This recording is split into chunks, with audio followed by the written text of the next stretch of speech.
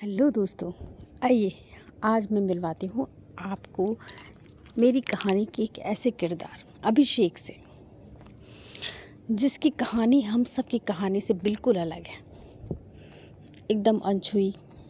जैसा कि हमने कभी नहीं सोचा कि हमारी कहानी भी हो सकती है। ये हम सबसे अलग हटके।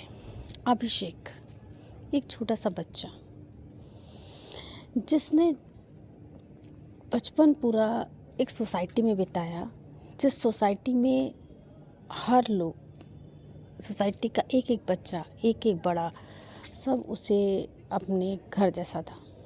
उसके लिए कोई अलग नहीं था। हर घर में जो और बच्चों की माएँ, वो उसकी माँ, जो और बच्चों के माता पिता, उसके माता पिता, और सभी ने उसे जो प्यार दुलार दिया। अभिषेक को कभी पता ही नहीं चला कि उसके माता पिता हैं कौन। जी हाँ, बिल्कुल सही सुना आपने। अभिषेक एक अनाथ बच्चा था।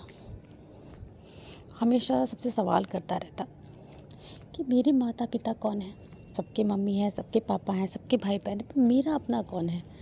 तो वो जिससे भी सवाल करता, उसका बस एक ही जवाब होता, हम हैं ना, हम ही हैं तुम्हारे माता पिता।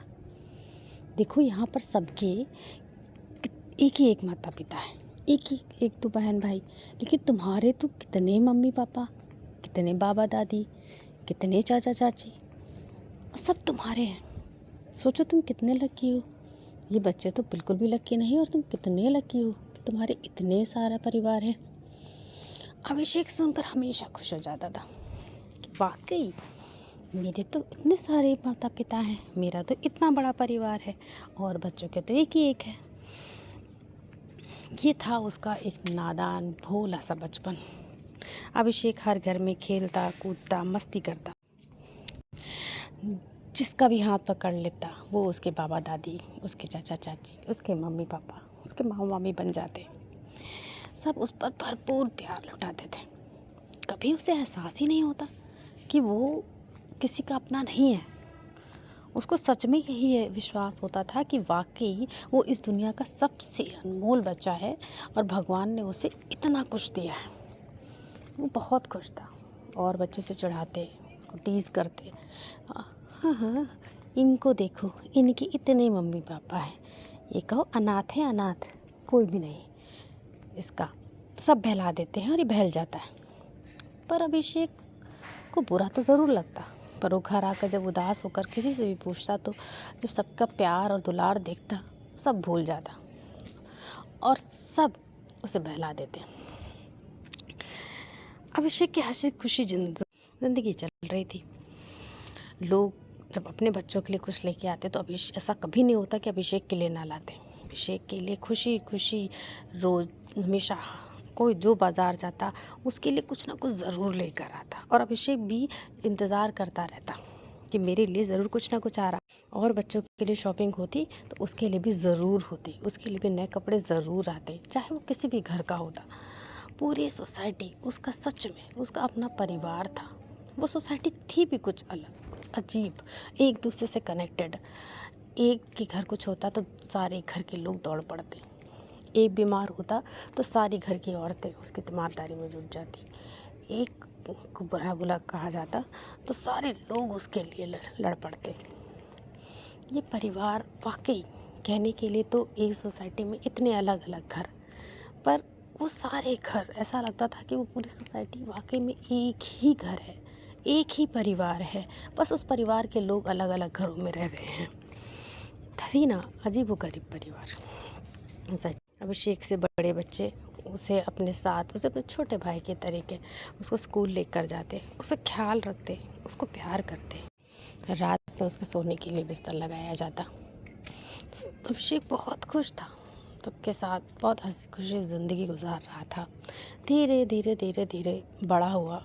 बड़ा होकर जब वो समझदार हुआ, उसे समझ आने लगी कि वाकई में ये सब चीज़ें सिर्फ एक दिखावा है, पर असलियत कुछ और है। उसके अपने माता पिता होने चाहिए। वो सबसे सवाल करता, लेकिन हर बार उसको बस एक ही जवाब मिलता। दुखी हो चुका था वो ये सुन सुनकर, और अब अपने अस्तित्व को तलाश रहा था। पर कोई भी सोसाइटी का एक बंदा भी अपनी बात से टस से मस होने को तैयार नहीं था क्या सच था उसकी ज़िंदगी का उसे बताने को तैयार नहीं था। सब ने उसके आगे जो दुनिया बना दी थी वो दुनिया अब तक कायम थी, वो अभी तक नहीं टूटी थी। पर अभिषेक अब बड़ा हो चुका था और उसे अपना अस्तित्व जानना था। उसे जानना था कि वो आखिर कौन है, किसका है। उसके रिपोर्ट कार्ड पे जो नाम था, उसके स्कूल में जो एडमिशन के टाइम नाम था, वो सोसाइटी में एक परिवार रहता था, निर्मला और राजेश का। निर्मला और राजेश पति पत्नी थे, पर उनका कोई बच्चा नहीं था। इसी वजह से उसकी पढ़ाई लिखाई की जिम्मेदारी उन लोगों ने ले रखी थी। वो उसे अपने बच्चे की तरह प्यार करते थे, उसको दुलार करते थे, उसका ख्याल रखते थे और साथ ही साथ उसके पूरी पढ़ाई का खर्चा उन्होंने ही उठा रखा था। इसी वजह से उसके हर स्कूल में उन्हीं दोनों का माता पिता की जगह पर नाम था। अभिषेक को नहीं समझ आ रहा था वो क्या करे। ये वक्त बीतता गया, अभिषेक एक अच्छी जगह पर जॉब करने लग गया, बड़ा हो गया, पर उसके सवाल अभी भी कायम थे। उसकी ज़िंदगी में एक लड़की आई जो उसे बहुत प्यार करती थी। अभिषेक ने उससे शादी कर ली। परिवार साधारण था, केवल माँ थी उस लड़की की, तो कोई ज़्यादा पूछताछ नहीं हुई और अभिषेक की शादी उसकी नौकरी को देखते हुए उस लड़की से हो गई। दोनों साथ बहुत हंसी खुशी रह रहे थे। तभी अचानक एक दिन अभिषेक का एक्सीडेंट हो जाता है और अभिषेक हॉस्पिटल में पहुंच जाता है। अभिषेक को खून की सख्त ज़रूरत होती है, अदरवाइज़ उसकी जान जा सकती थी। उसकी पत्नी परेशान हो जाती है, पूरा सोसाइटी परेशान हो जाती है कि खून चढ़े तो किससे चढ़े, क्या हो, क्योंकि किसी का भी ब्लड ग्रुप मैच नहीं कर रहा था और सब परेशान। आखिर में अभिषेक की पत्नी ने देखा कि उसका पति मौत के कगार पर है। उसने सबसे रिक्वेस्ट करी, सब पहुंच गए, सबने कोशिश करी, लेकिन कहीं से अभिषेक का ब्लड मिल ही नहीं रहा था। अभिषेक की पत्नी वाकई बहुत परेशान हो गई, बहुत दुखी हो गई। तभी अचानक डॉक्टर ने बताया कि अभिषेक का ब्लड ग्रुप मिल चुका है और ब्लड मिल चुका है और अब उसको चढ़ाया जाएगा और अभिषेक बिल्कुल ठीक हो जाएगा। उसकी पत्नी की खुशी का ठिकाना नहीं रहा। वो भाग कर जाकर उसने डॉक्टर से पूछा कि डॉक्टर आखिर वो कौन है जिसने मेरे पति को खून दिया, मेरे पति की जान बचाई है। तो उन्होंने बोला कि एक लेडी है और वो अभी हॉस्पिटल में ही है। अभी उनको थोड़ी देर के लिए रेस्ट के लिए लेटाया गया है, पर उन्होंने मना किया था कि मैं किसी को बताऊं नहीं, लेकिन ये बहुत बड़ी बात थी इसलिए मैं छुपा नहीं सकता था। अभिषेक की जो पत्नी थी वो भागती हुई उस रूम पर पहुंची जहां पर वो लेडी उसे ब्लड दे रही थी। उसने जाकर देखा निर्मला, जिनका नाम अभिषेक के हर एडमिशन फॉर्म पे हर जगह पर था, उनके गार्डियन के रूप में, उनके माता के रूप में। उसे देखकर चौंक गई और उसने पूछा आपने, लेकिन अभी तो बाहर बोल रहे थे कि आपका ब्लड नहीं मैच करता, फिर आपने मुझे समझ नहीं आ रहा है सब क्या हो रहा है, क्यों हो रहा है। मतलब आपने पहले मना किया और अब आप यहाँ पर चुपचाप से ब्लड दे रहे हो और आपने डॉक्टर को भी मना कर दिया, पर ऐसा क्यों? आप तो सबके सामने दे सकती थी, ऐसा क्यों किया आपने? थोड़ा दिमाग लगाने पर स्वाति को समझ आता है कि कहीं ये सच में तो नहीं उनकी माँ है। स्वाति अंदाज़ा लगाती है और उससे बोलती है कि क्या कहीं सच में आप ही तो उसकी माँ नहीं है, कहीं आप ही ने उनको जन्म तो नहीं दिया। निर्मला थोड़ा सा सकपका जाती है क्योंकि एक तरह से उनका झूठ पकड़ा जाता है। निर्मला बोलती है कि क्या बचकानी बातें कर रहे हो, मैं और उसकी माँ, तुम कैसे कह सकती हो? हाँ, मैंने उसको माँ की तरह पाला है, पोसा है, क्योंकि मेरी कोई औलाद नहीं थी। वो वाकई मेरा बच्चा है, लेकिन इसका मतलब ये नहीं कि मैंने उसको जन्म दिया है। अगर ऐसा होता तो उसे क्यों छोड़ती। पर स्वाति के दिमाग में अभी बात बैठ चुकी थी और स्वाति समझ चुकी थी कि नहीं, यहाँ कुछ तो दाल में काला ज़रूर है। स्वाति ने निर्मला को बहुत फोर्स किया, जिससे आखिर में निर्मला टूट गई और उसने बताना शुरू करा कि हाँ, ये बात सच है, वो मेरा ही बेटा है, अभिषेक मेरा ही बच्चा है। स्वाति ने पूछा आखिर आपने उसे क्यों छोड़ा? जब वो आप ही का था तो आपने हमेशा उसे अपने से अलग क्यों रखा? निर्मला का मैंने कभी अलग नहीं किया उसे अपने से, और ना मैं कर सकती थी, लेकिन मैं मजबूर थी, मैं क्या करती। तो स्वाति ने बोला कि क्या वो आपकी नाजायज़ औलाद है? निर्मला ने कहा तुम उसे कुछ भी नाम दे दो, लेकिन वो मेरे प्यार की निशानी थी। अभिषेक के पिता से मेरी शादी फिक्स हुई थी, हमारे परिवार की रजामंदी से। अभिषेक के पिता मुझे बहुत पसंद आए थे, हम दोनों धीरे धीरे अटैच हो गए। हमारी शादी में कुछ टाइम था, कुछ महीनों का, हम मिलने लगे एक दूसरे से, नज़दीकियाँ हमारे बहुत ज़्यादा बढ़ गई, और कब हम इतने करीब आ गए हमें पता ही नहीं चला। पर अचानक एक सड़क दुर्घटना में अभिषेक के पिताजी की डेथ हो गई। मेरे होश आवास तब ख़त्म हो चुके थे, मुझे समझ नहीं आ रहा था मैं क्या करूं। उनके जाने के 2 महीने बाद मुझे पता लगा कि मैं प्रेग्नेंट हूँ। मेरी तो जैसे दुनिया ही हिल गई, ज़मीन जैसे मेरे पैरों के नीचे से किसी ने खींच ली हो। मैंने अपने घर पे बताया, मेरे पिता मेरे साथ उनके घर गए, उनके घर वालों को समझाया, लेकिन सबने मुझे बच्चलन कह के घर से निकाल दिया। मैं मरना चाहती थी पर मर भी नहीं सकी।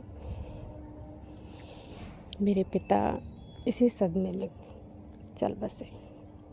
माँ तो पहले ही बचपन में ही ख़त्म हो गई थी, एकदम अकेली हो गई थी।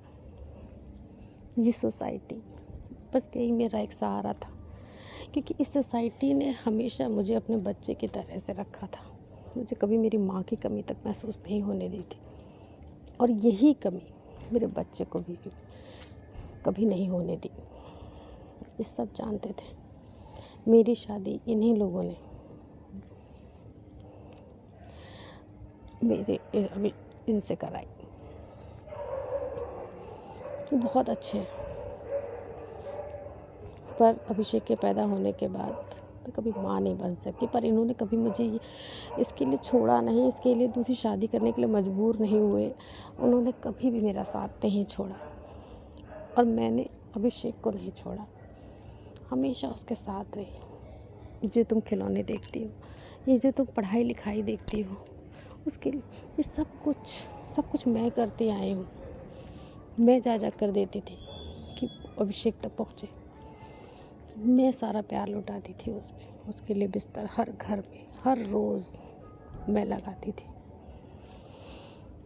ताकि वो खुशी से सो सके। बाकी सोसाइटी के लोग बिल्कुल उसी तरह से प्यार करते हैं जैसे मैं करती हूँ।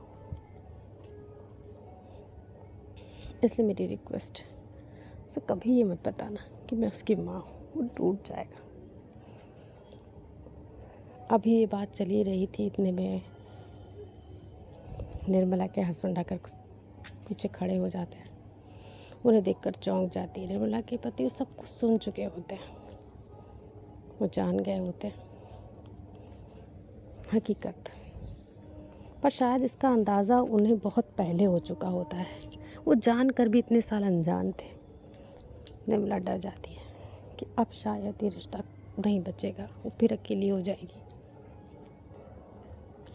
पर निर्मला के पति उसका सब साथ देते हैं, उसके हाथों में हाथ लेकर बोलते हैं, मैं ये बात बचपन से जानता था, जब वो छोटा था। तुम्हारा प्यार, तुम्हारी केयर, और ऊपर से जब तुम डॉक्टर से चेकअप कराने गई थी, मुझे हर एक बात पता थी, लेकिन मैं चाहता था ये बात तो मुझे खुद बताओ। इसी वजह से मैंने कभी भी किसी दूसरे बच्चे के बारे में तुमसे बात ही नहीं करी। कभी भी मैंने तुम्हें फोर्स नहीं किया किसी बच्चे को गोद लेने के लिए। जैसे तुम उस पर अपना प्यार लुटाती आई, मैं भी प्यार लुटाता आया, क्योंकि मुझे पता था वही मेरा बेटा है। पर मैं चाहती थी तुम ये बात खुद बताओ कि वो हमारा बेटा है, हमारा बच्चा। निर्मला को अपनी गलती का एहसास होता है। निर्मला पति से माफ़ी मांगती है, पर जय का कहना बिल्कुल सही था। पर ये भी दोनों निश्चय करते हैं कि ये बात वो कभी भी अभिषेक तक नहीं पहुंचने देंगे, अदरवाइज़ अभिषेक एकदम टूट जाएगा, बिखर जाएगा। वो उसे ज़िंदगी भर वैसे ही प्यार करेंगे जैसे वो करते आए हैं। पूरा परिवार, पूरा सोसाइटी उसे वैसे ही प्यार करेगा। अभिषेक खुश है, वो उसकी दुनिया नहीं हिलाना चाहते थे। वो अचानक से उसकी ज़िंदगी में भूचाल नहीं लाना चाहते थे। उसकी पत्नी ने इस बात को समझा। आज अभिषेक खुश है। तो दोस्तों, ये है उस अभिषेक की एक अनोखी सी कहानी। आई होप आपको पसंद आई होगी। तो चलिए हम अगली कहानी के साथ फिर मिलेंगे। तब तक के लिए बाय बाय, टेक केयर।